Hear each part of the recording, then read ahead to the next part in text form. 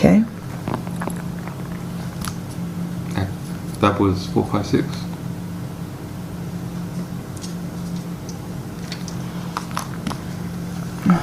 Yes, that was. Try 967 Yeah. 1217 258.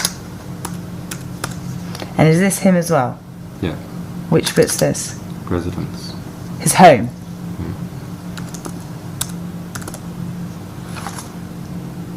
Yeah, I mean, if these numbers are out there, they've probably had like 1 million calls, huh? No, not necessarily, but obviously Yemen has had a few changes recently. Hello? Hello, is this Miss Harrison? Speaking. Hi, Miss Harrison. This is Chad Thornberry from the State Department Operations Center. We spoke yesterday. Oh, yes. How are you today? I'm doing well, thank you. How are you? Very good, thank you. Miss Harrison, if Mr. Assange is available, I have one of the Secretary's lawyers on the line who has been asked to return the call on the Department of State's behalf. Okay, could I take his name, please? His name is Cliff Johnson. Cliff Johnson. And he's a lawyer for the Secretary of State, did you say? Yeah, he's one of the lawyers here at the Department of State. Okay. One moment, please. Okay. It's the lawyer of the Department of the Secretary of State.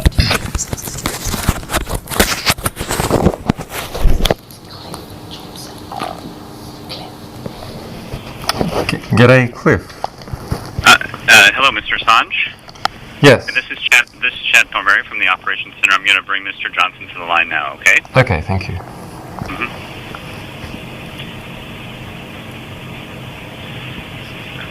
Introducing Mr. Cliff Johnson to the call. Mr. Assange, hello, it's Cliff Johnson. G'day, Cliff. Thank you for calling back. Certainly. Have you been briefed? I believe so. We had understood that that you and perhaps Sarah had been trying to reach out both to the department and that there had been some calls put into Embassy London, and I've been asked to get back to you with respect to those calls. Yeah, so the situation is that we have intelligence that the State Department database archive of 250,000 diplomatic cables, including declassified cables, is being spread around and is to the degree that we believe that within the next few days it will become public, and we're not sure what the timing could be, imminently or within the next few days to a week, and there may be some possibility to stop it.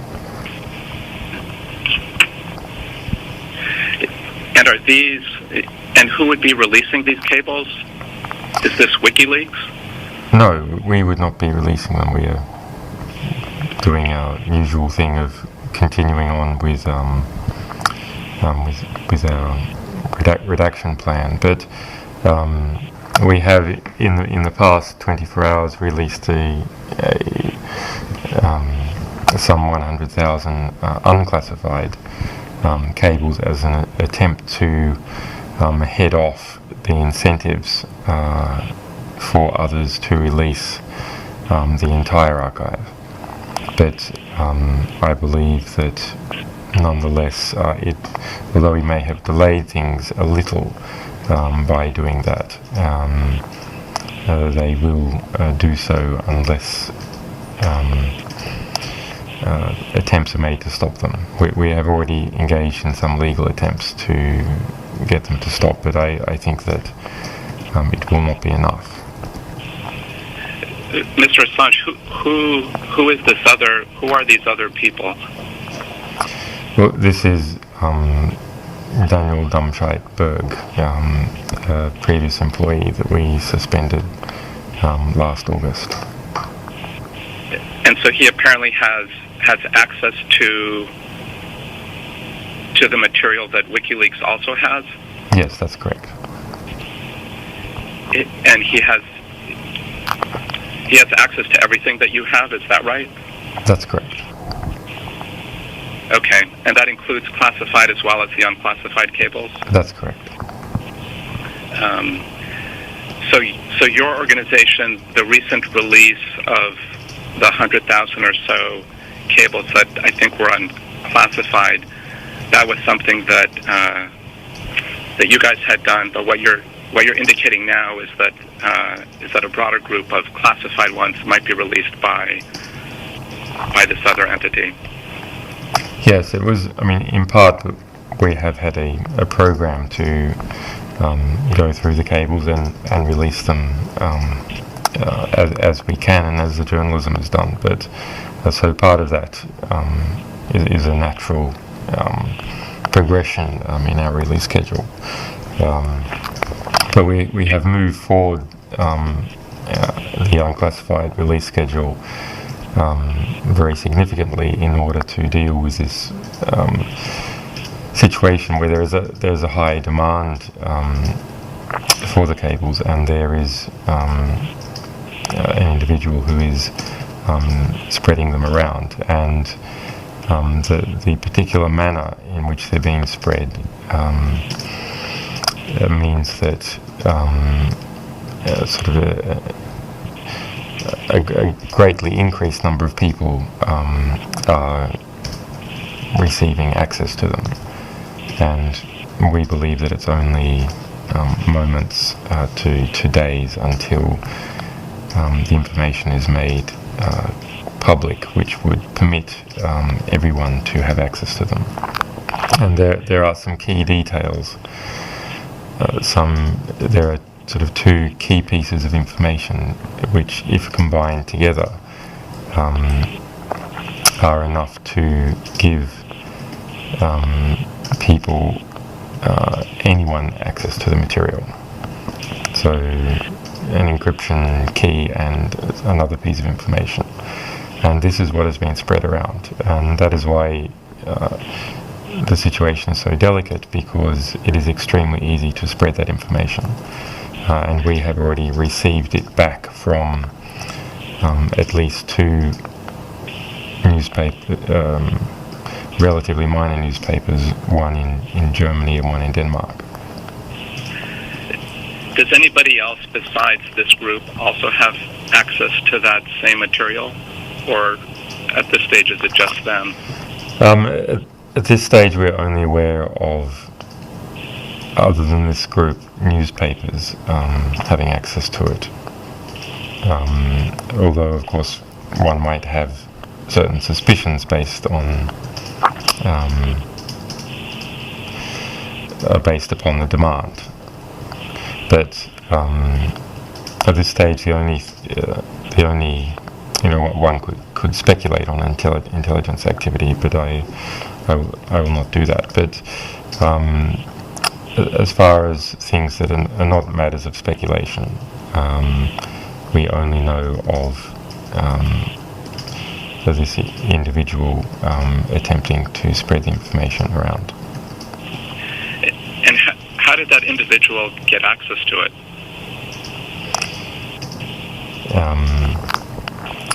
Well, for legal reasons, I don't want to go into specifics, but they were an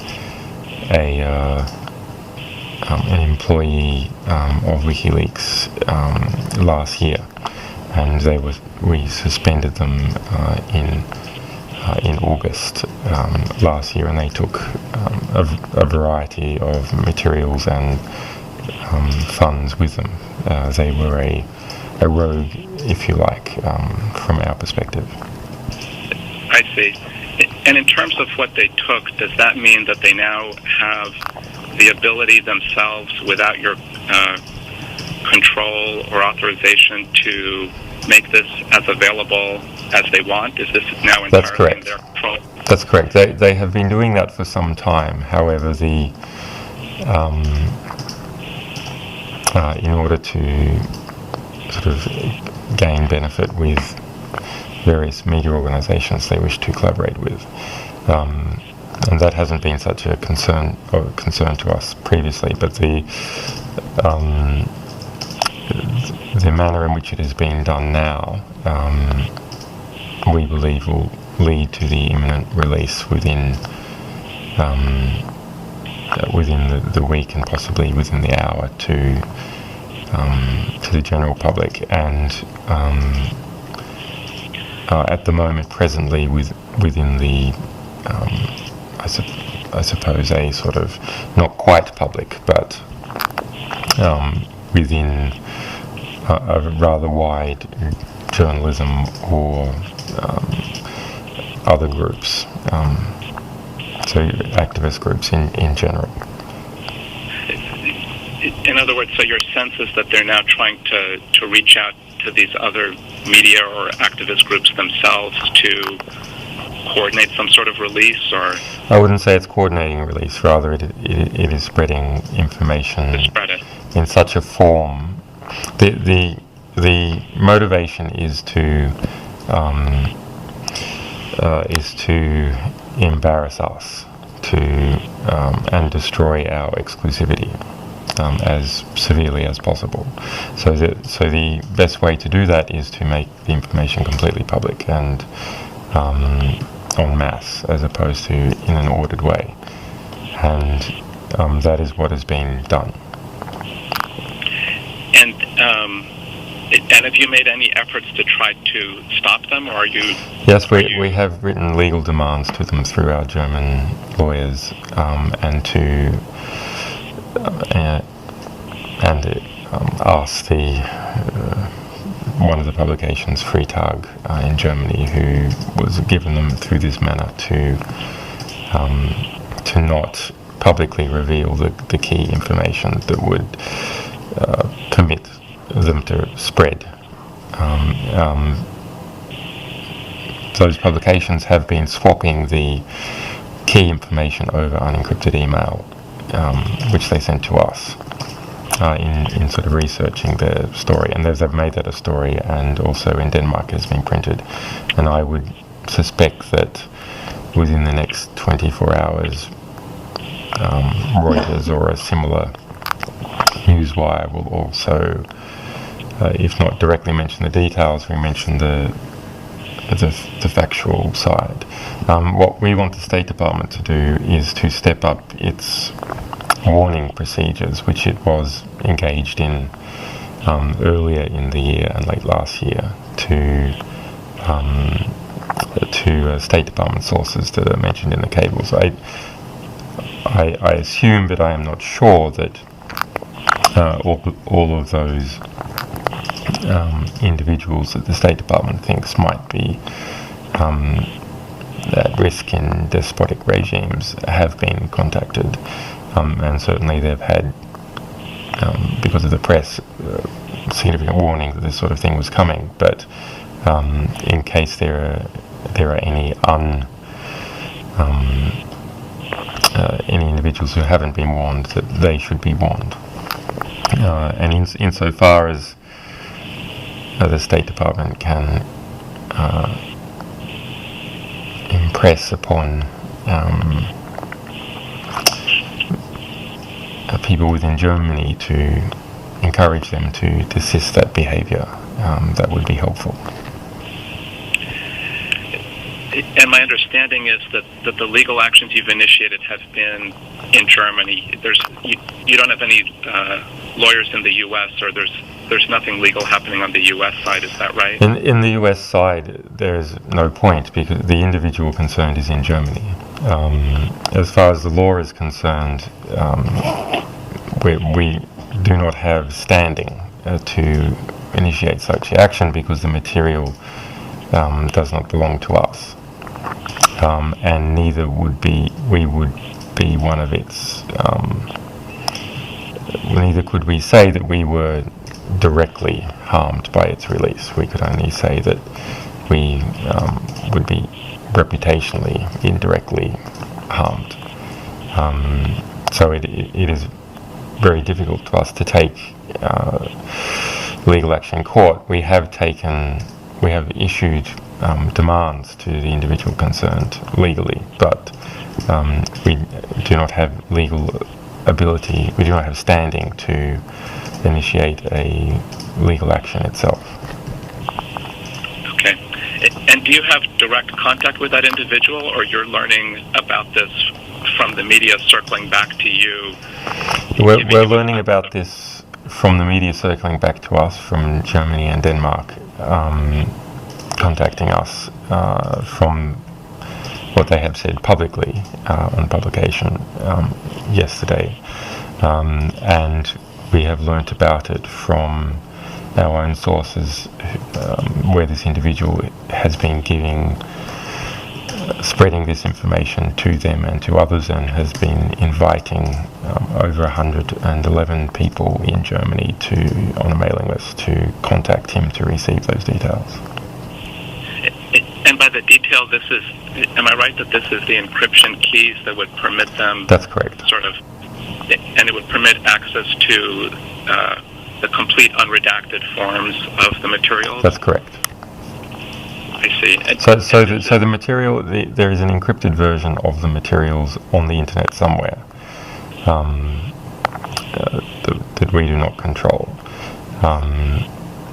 Probably in a number of places, rather, to make sure they don't disappear, which is fine because the encryption is strong. But if the encryption key is the encryption key and the location of the material are the only two things that need to be disclosed, and so that is information that could spread extremely quickly. One doesn't actually need to convey the material itself. One only needs to convey the location of the material and its encryption key. And you believe that this other group is motivated not just to establish some kind of relationship with the media and go about sort of a release of the cables, but that they're also interested in more broadly making the key available on the web as a whole that would then give presumably access to anybody? That's correct. We can see by their actions they are inviting many people, including people not from the media, to approach them to get the key. And the level of people is now such that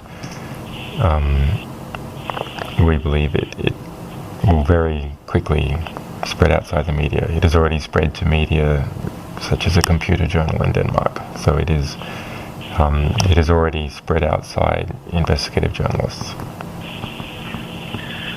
But so it sounds like now that you've lost control of this material, that there's very little either you or anybody else can do to stop it, I guess, unless you're successful in the legal proceedings in Germany?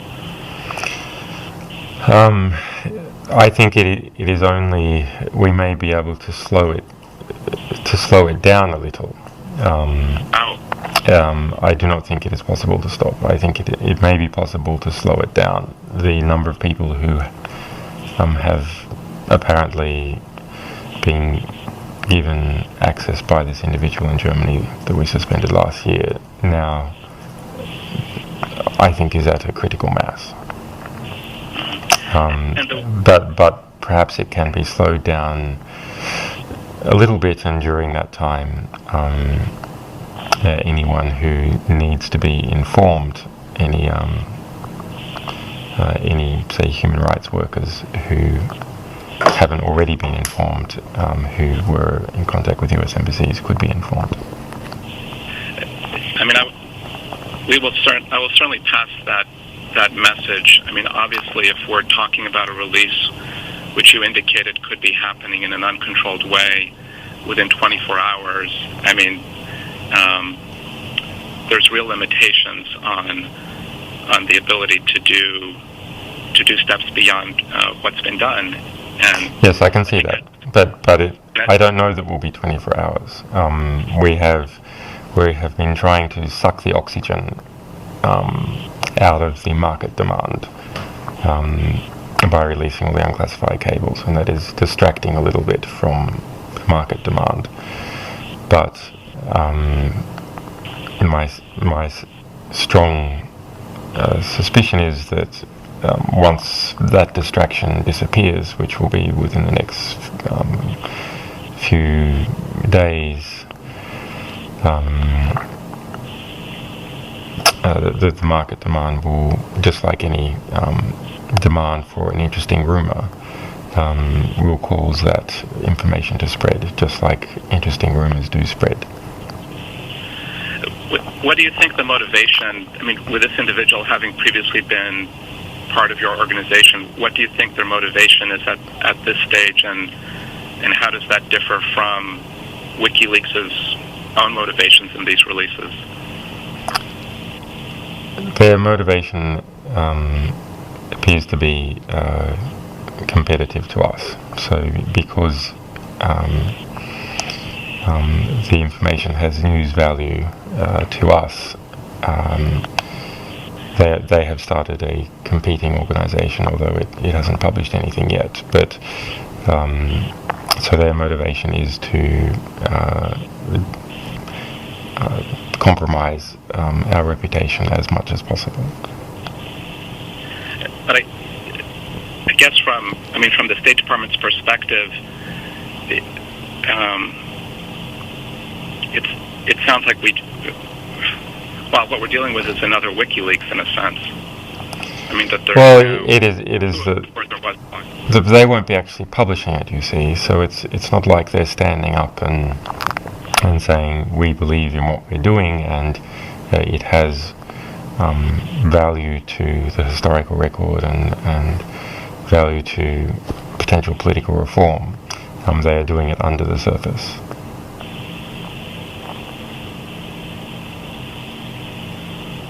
And there's no attempted redaction program and no attempted harm minimization. Okay. I'm not at all a computer or an encryption expert, but am I right that that this encryption key issue, it has two parts, and that they have both of them, or it's a single key? There is the location of the file on the internet. Or rather the locations, there are several locations, and the key which decrypts the file. One needs both of these pieces of information. The key has been disclosed in violation of our agreements by a mainstream media organization, which I won't disclose to the public, but I won't mention other details because it'll enable anyone listening to the call to understand how to get it. But the public doesn't know that key is meaningful. So all one needs to do, what is the information that has been spread, is the meaning of that disclosure together with, by that mainstream media organization, together with the location of the file. I see. So the key is out there, but it was out there before in a way that people might not know was the key, and now what has been disclosed. Yes, so they definitely would not know was the key to a particular file that exists presently. Isn't this something that you can change, where you can change the key or the location of the files? No, because the files we do not control. There are not so many. There are perhaps 5 locations, although we haven't researched all of them. But we do not control these encrypted files. That other people have placed them there as sort of backups, to prevent censorship, without knowing that this particular file is included in the collections. But these different locations where the files weren't those ones that WikiLeaks had placed earlier? although you retained the key, but now what has changed is that... No, the key, we had some others that were used to prevent censorship of our upcoming publications, such and as... you still retain control over those? And we don't retain control over the files, but we retain control over the key. So that is not a problem for those, and they are working the way that they are meant to. That is that the encrypted information is very widely distributed, but uses top secret ciphers and a key that is that is retained by us and not known to others.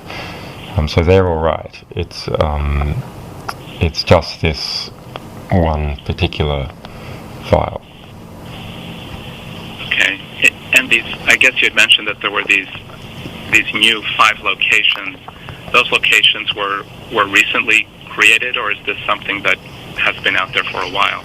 I'm not sure how these came to be. They appear to have been out there for a few months. They weren't there last year, but they contain collections of a number of files that we have released.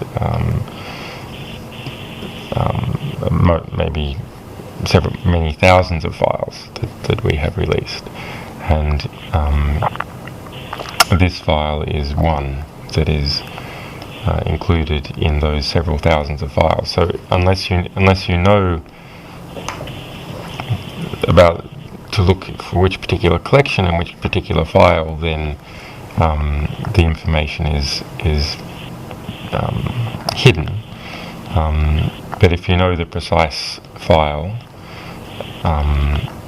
location and you know the key, then that is enough. And that is the information that is being deliberately spread. Doesn't it, I guess I'm just trying to think perhaps as you are in terms of what their next steps or motivations might be, but why would it be in their interest to make all of this available worldwide to everybody if part of what they're trying to do is position themselves as an organization that has control of the material? Because they understand that we and others already have that material, and that it is a reputational asset for us to gradually roll it out in a safe way. And we are the organisation that is most strongly associated reputationally with material. So if the current attack that has been used is to say that that we cannot keep control of our own materials, and therefore we are an insecure organisation, and therefore sources cannot give us material. And so the best way to demonstrate that is this current approach, which is to hand over the material to various organisations and spread these 2 pieces of information. And when the material all becomes public, that will permit the attack, the reputational attack, to say that that we have put people in harm by permitting such information to become public in unredacted form to the public. Okay, I understand. So without that information spreading, it was, at least from us, it was secure. There are certain views about what some of the handling procedures of some of the mainstream media organisations has been in violation of our agreement, that they not store it on an internet connected computer, The Guardian for instance. But we don't have any proof that information has been smuggled out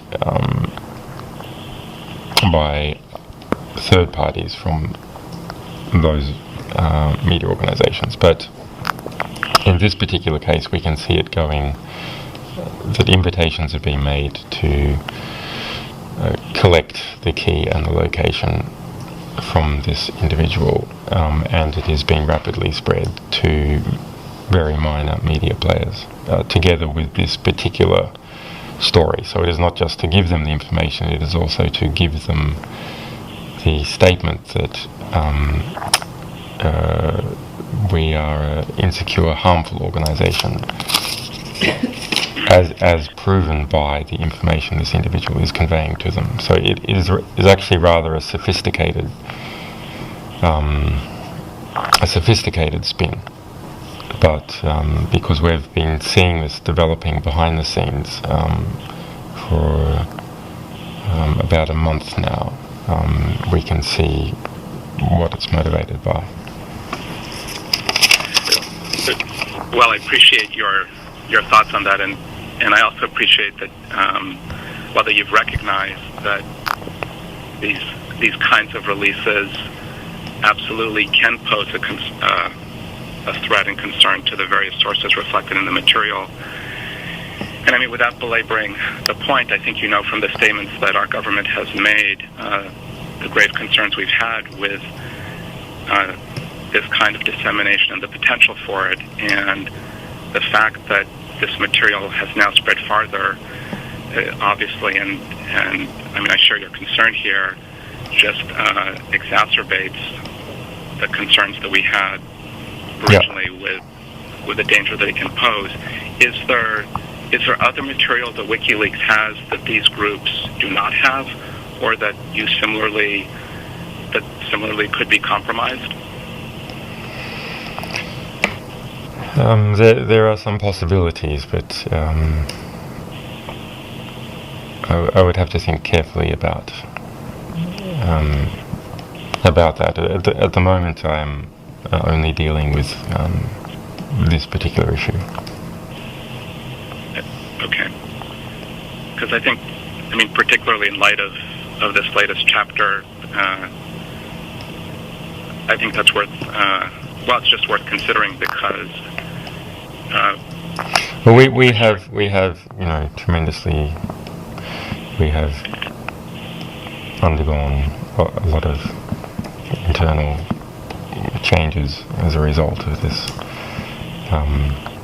insider last August. But I have to say, from our perspective, a lot of this happened as a result of the overbearing pressure by the United States. If the United States had, and the State Department had responded to our overtures to meet and discuss the matter, and not made such threatening statements that put the safety of our individuals, our employees, at risk, we would have been able to manage the internal dynamics a lot better. And so this is an example of when you push people into a corner, they stop behaving in a step-by-step methodical manner because of the threats that they are under.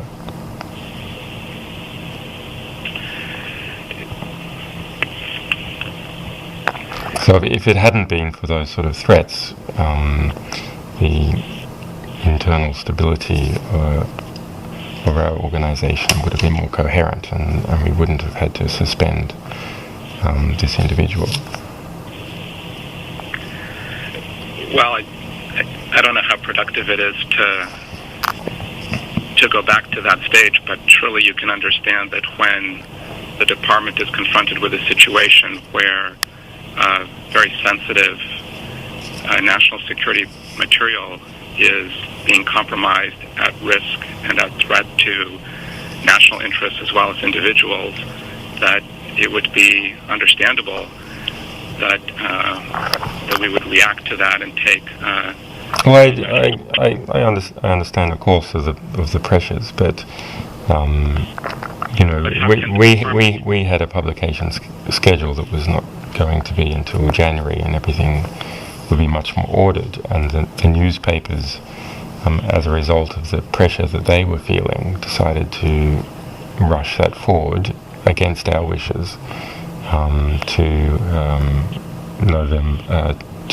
November 4, and then we had to threaten to take legal action to extend it to November 29.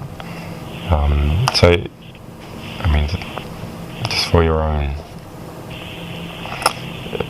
information and for how the State Department perhaps might handle such a similar situation in future, that if you can't actually stop someone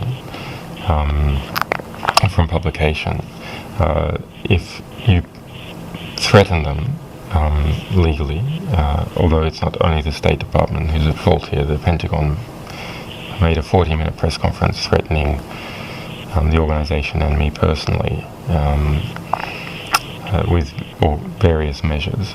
The result is that people feel that they must publish or perish, and they must act extremely quickly within the threats that are made towards them.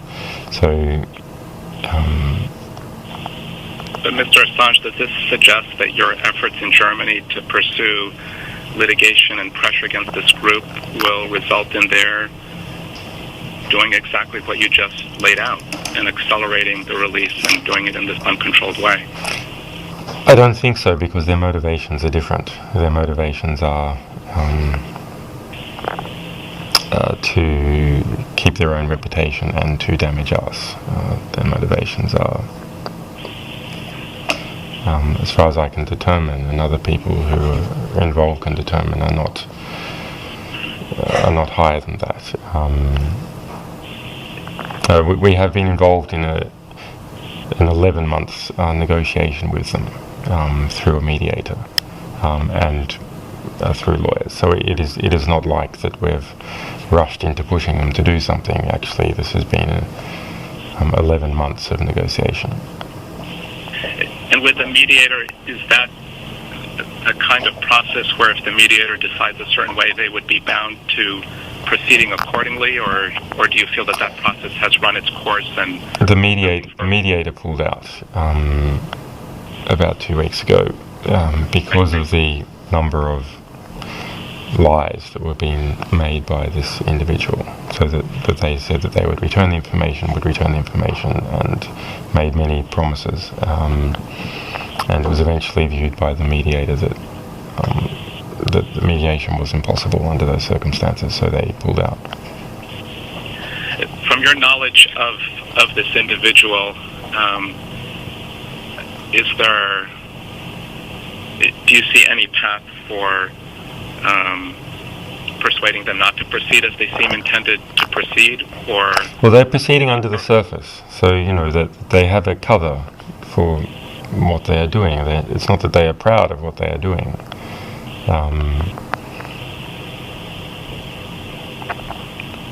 They are not admitting that they are spreading information in this way, but nonetheless, we know, and it is abundantly apparent to anyone who reads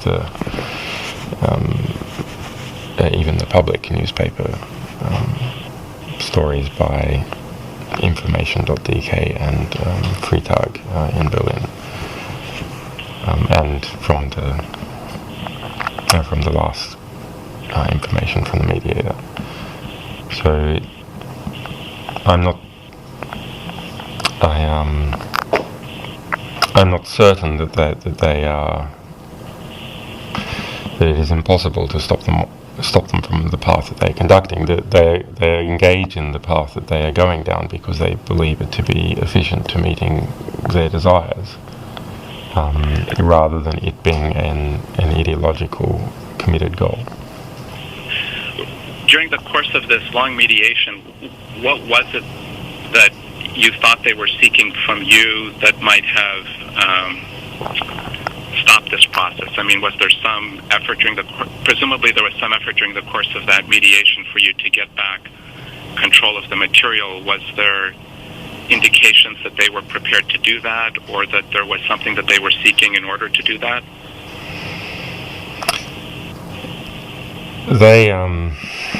No, the only leverage we had in the mediation was that they had made a previous public statement that they would return all the material, and so it was only a reputational issue that permitted the mediation to occur. That is, that they faced a potential reputational loss by not returning the material, and possibly we also started an initial legal process, and then back in February, and stopped that to conduct the mediation. So there was a reputational motivation and a motivation to stave off court action. And they have a legal entity in Germany that could be that is the subject of your legal efforts, or is it really? No, it is. They do not have a legal entity. It is just an individual, although they say that they intend to form a legal entity. I see. Are there any other individuals or groups that we should also be concerned about that either may now have or may in the future have access to this information? And I realize that all of that is to some degree moot if this broad release happens that you've alerted us to.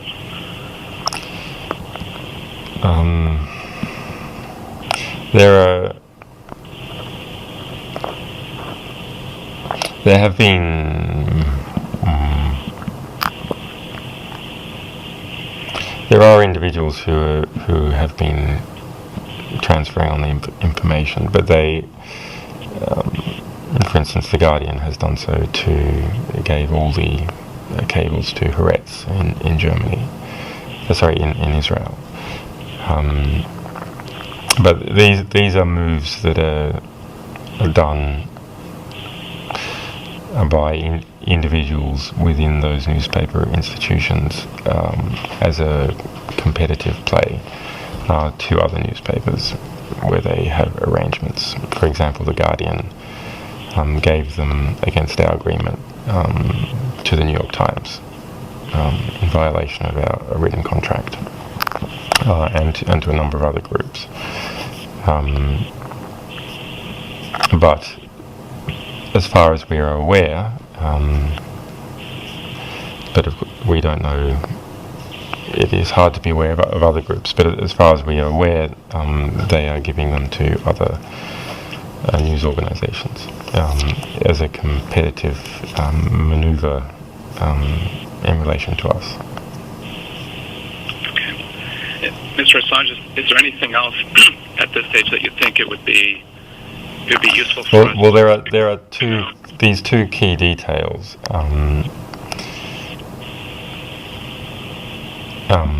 I would like to convey in person, not over an unencrypted connection. I'm sorry, I don't follow. So there are the two key pieces of information which are necessary: the location and the information about the passphrase. And these I obviously cannot convey over a insecure connection. Right, but you would be prepared to provide those to us?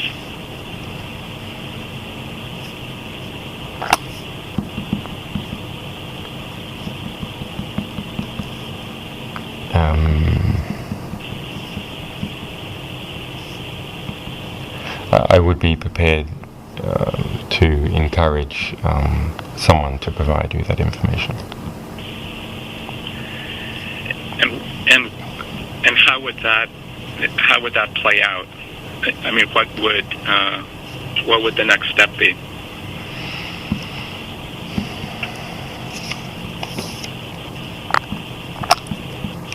There is some possibility. There are two possibilities. One is to encourage the individual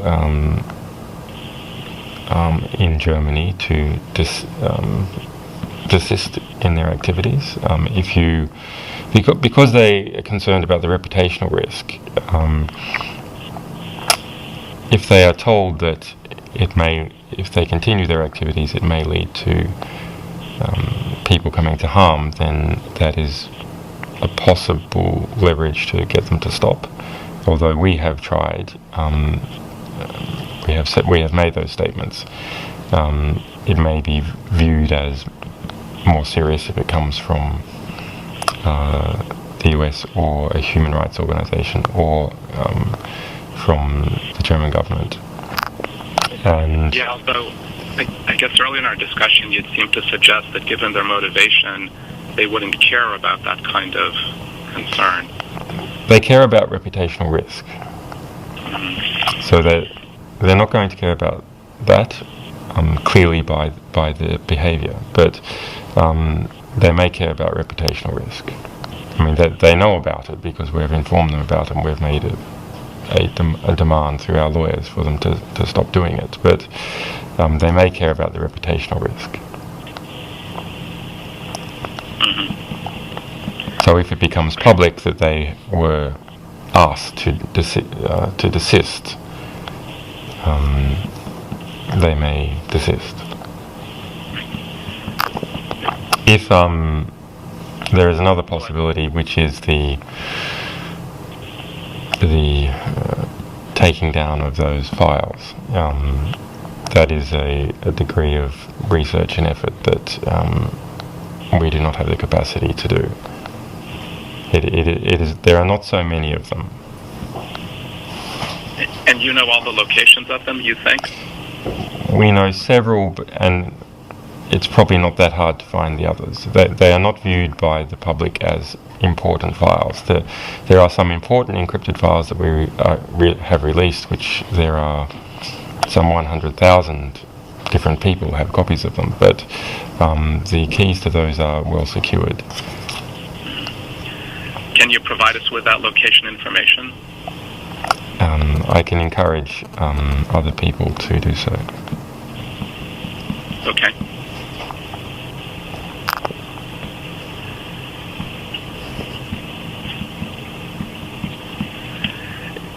I mean, in terms of your suggestion that we make clear the harm that could follow from the release of such information, I mean, as you know, Mr. Assange, we had in our public statements similarly tried to dissuade WikiLeaks from doing its releases on the same ground, and I don't know why we would fare any better with. Well, than we did with you. Well, I don't suggest that it is as a result of those public statements, but we released cables slowly to media partners and read through every single cable and redacted source identities accordingly. So the difference is between that scenario of journalists and human rights activists reading cables, redacting them and putting them out through us, which is what has been happening, and all of them, all 250,000, including all the classified cables, going out without any redaction at all. So there is quite a degree of difference between these two scenarios. Yes, we were not influenced to do more than what we had planned to do, but I think of course there are always compromises to making this sort of thing, but at least as far as our publication was concerned, that although it might have been politically annoying, we acted as other media organizations acted. In fact, it was mainstream media organizations that were redacting our cables for us and then feeding them back through our redaction system. If we were, just speculating, if we were able to to influence these other groups or this other group from making a release, or if your litigation efforts succeeded in that, what could we expect of WikiLeaks? Would you continue to proceed with the releases of this exact same information? We would continue to proceed in the way that we have been proceeding, which is in an orderly fashion, reading the classified cables one by one and redacting source identities where necessary. I see. So the difference in the two scenarios is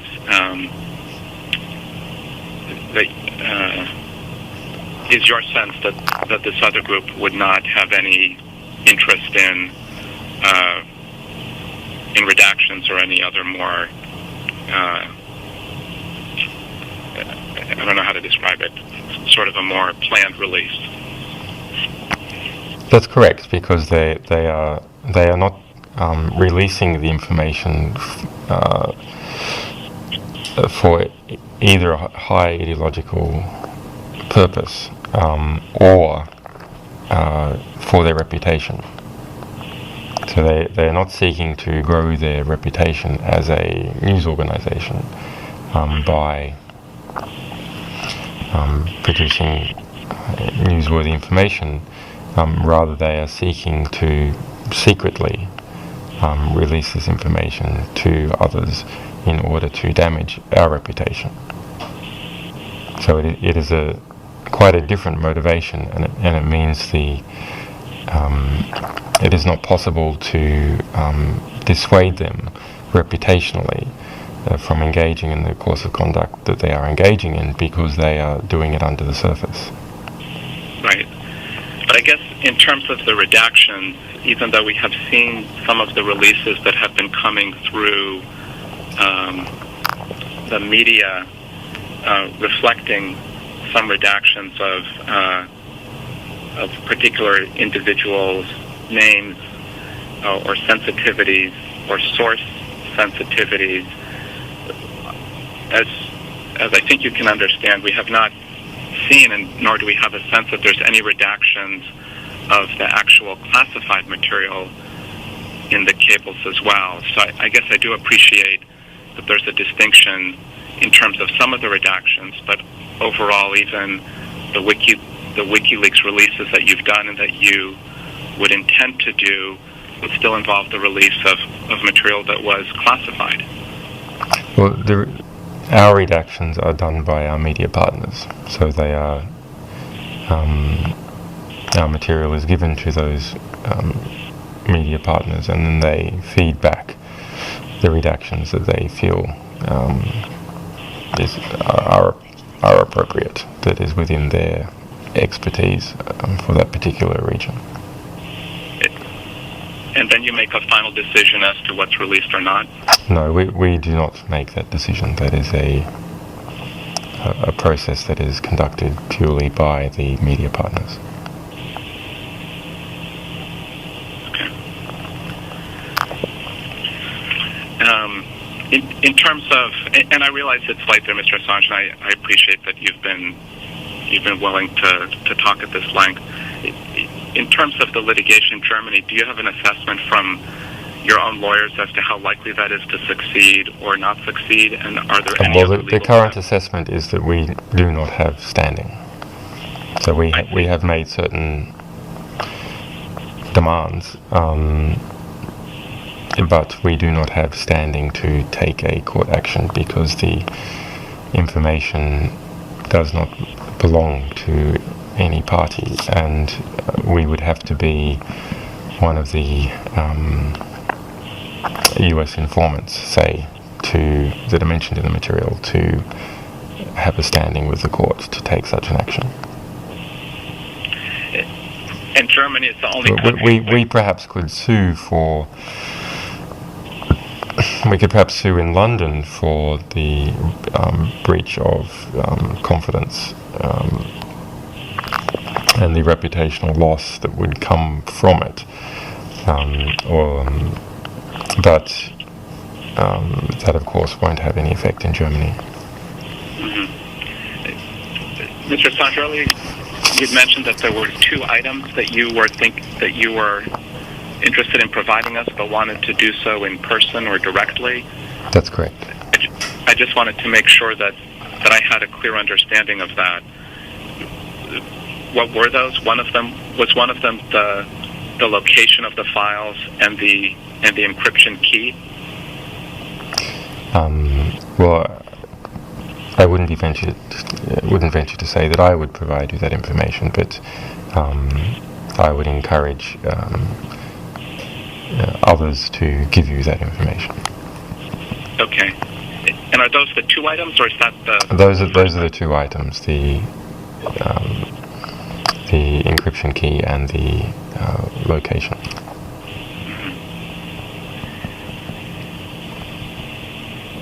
Okay. Well, we're certainly prepared to receive those.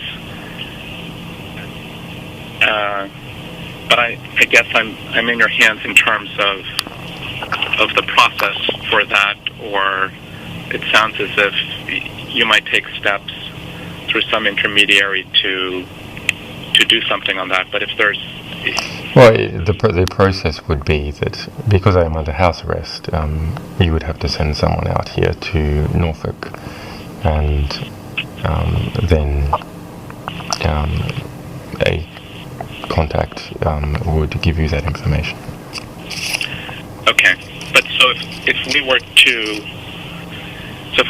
we have been trying to get the U.S. ambassador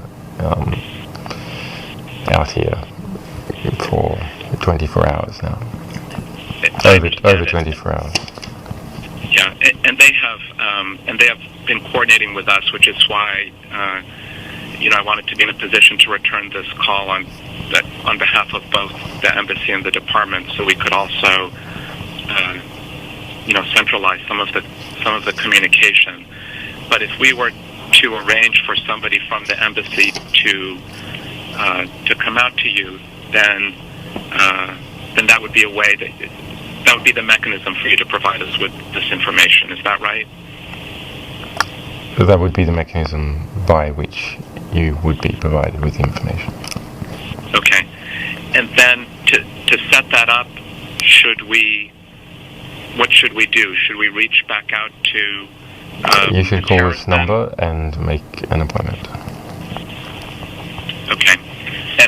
And how soon, if we were to arrange this early next week, that would work? I would suggest immediately, but so we could do it this weekend as well. Our view is that it's more your problem than it is ours, but we have been calling the State Department and the embassy for over a day trying to explain the urgency, and they have not called back other than this call. But again, even if we have, and once we have this material, it's not clear to me how that would prevent any of these releases that you are anticipating. Which particular ones? By this other group. The particular manner, the sort of the approach that they are taking to spreading information is to just give this password and location, and thereby they are able to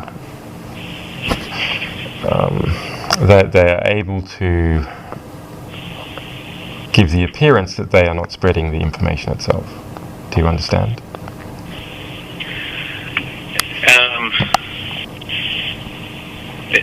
Well, I think so. You're suggesting that they have developed a sophisticated cover for their activity, which is to spread the password and the location, but not actually directly convey the data itself, even though the effect is precisely the same, which is to convey the data. And so if either if they are impressed upon to cease that activity, or the file is removed from the internet, then they will not be able to engage in that activity. Of course, they may still spread this file in other manners, in another manner, but it is much great.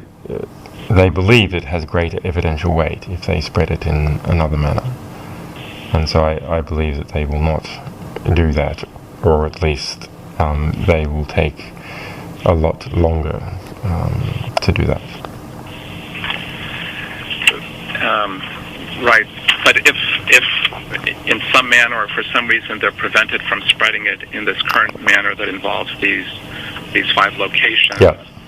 It sounds as if your sense is that they would still have the capability to release this information in another way. Yes, that's correct. But I don't believe that they would necessarily do so for some time.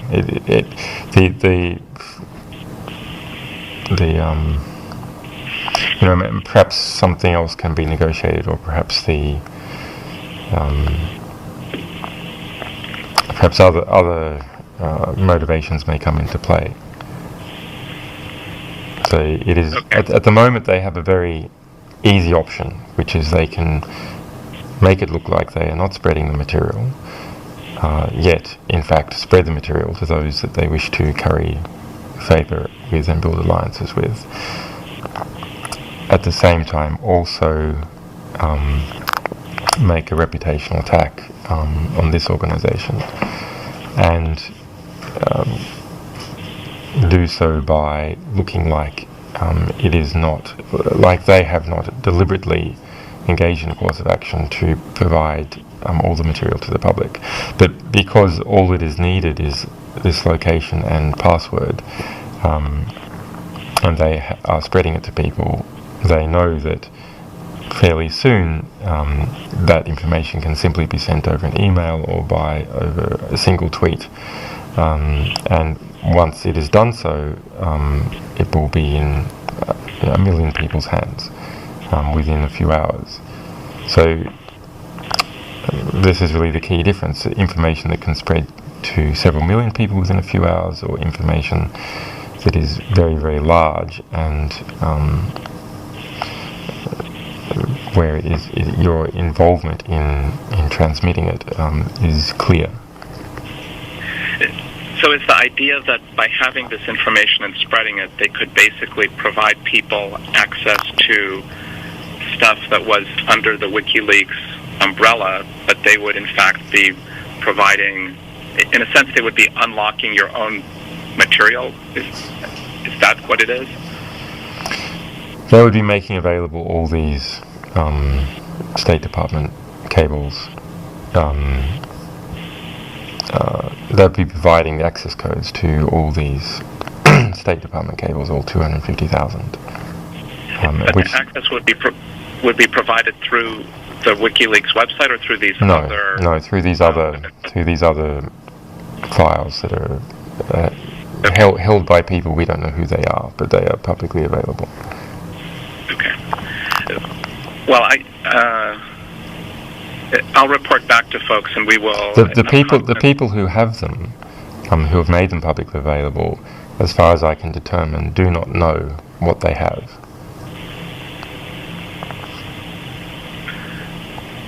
Okay. So they appear to just be people who have a collection of various information that is related to us. How could they not know what they have? Well, because the collection is extremely large. Uh-huh. And this is just one hidden file amongst a very large collection. I see. So to be able to use it, they would need to know where exactly. Where to get it. Exactly. Okay. And this is the information that has been spread by this individual. Well, we will loop back to you to make an appointment to visit. Is there anything else that would be useful for me to know at this time? An article has appeared in Freitag and also in, that's F-R-E-I-T-A-G,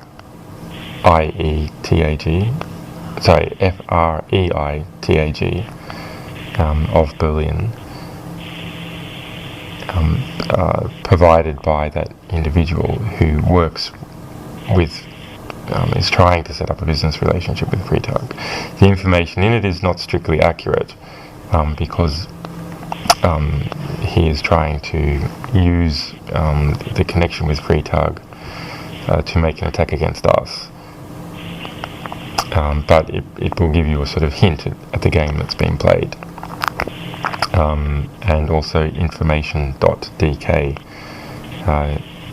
has an article in Danish, also provided by the source of which is also this individual, Daniel Domscheit-Berg.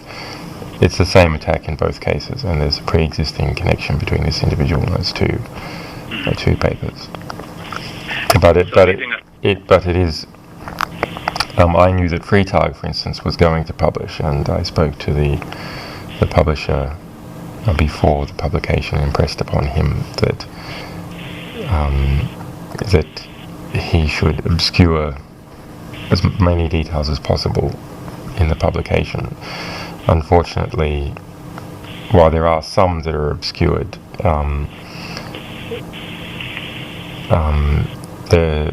nonetheless there may be people who will put two and two together from this. And certainly if these reports continue, it will create a tremendous demand to know what it is, what this password is, and what the location is. And that tremendous demand will be satisfied by this individual because he has been, he is clearly the source of the information and has asked that other people contact him. Okay, I hear what you're saying. So the leverage on him is that there is a reputational pressure that can be applied to him, that he is doing all this behind the scenes and thinks that if it all becomes public, it will only be to his benefit because it will be to our loss. And so that is why he's spreading the information. But if he feels that, in fact, it would work against him reputationally, he will stop doing that so publicly. And there is the other possibility of tracking down who is supplying these files and asking them to stop.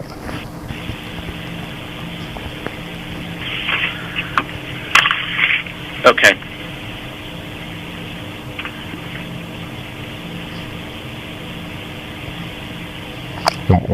At the moment, people do not think these files are particularly interesting.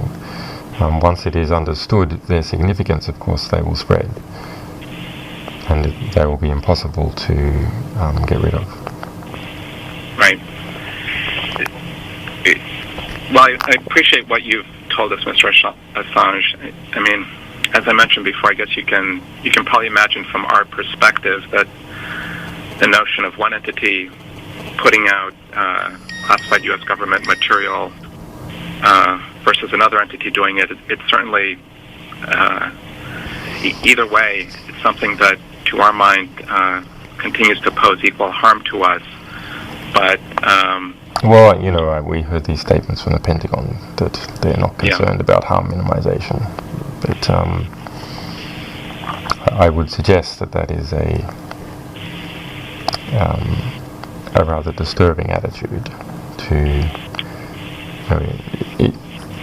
If it is the case that the State Department has contacted the relevant players and forewarned them already, I know a lot of that activity has occurred, and it is my strong suspicion that nearly, or rather, I think it is probable that nearly all people mentioned who need to be informed have been informed, either directly by the State Department or indirectly through the news media,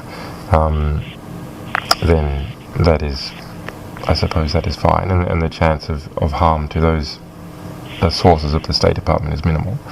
On the other hand, I'm not sure that on the other hand, the State Department has made statements countering to that effect, although a significant time ago. No, I guess my point is really the opposite one, which is that we face a great harm, however the material is released, whether by you or by them. It's not that we're indifferent to another organization also releasing it. It's more the minute anybody other than our government has access to our material, and it creates the inherent risk that it will leave somebody's control, and then it will spread regardless of what individuals' motivations are.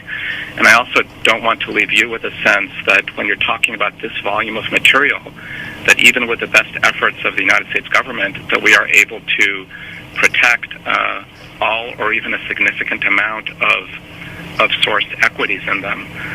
So, you're certainly right that that's something that has been a major concern, and that efforts have been made where they can be made, but they are by no means, we do not have the ability to completely protect our interest just on the source issue. And as I mentioned, our concerns with this kind of material goes well beyond that. There's certainly a primary concern with lives and individuals whose well-being can be threatened, but there's also national security material throughout the classified cables that also causes us harm. I mean,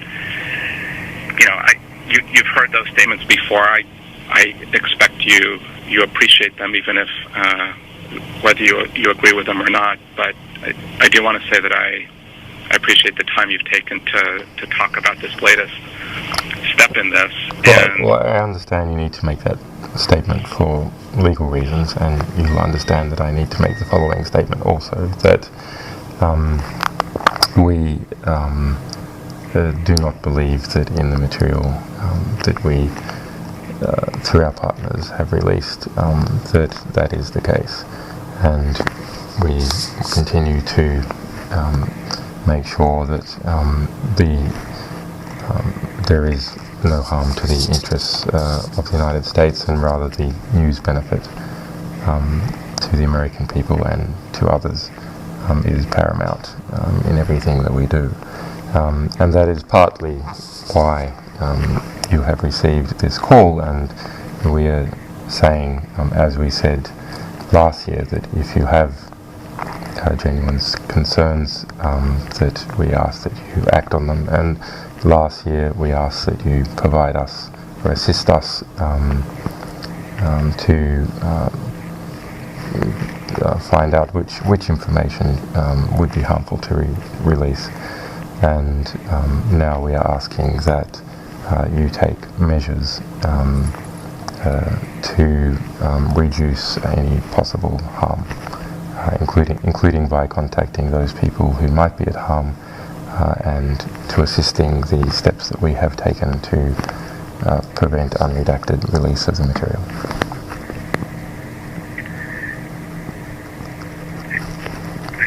I hear you, and I won't repeat what I said before, because I'm confident you heard that too. Yeah.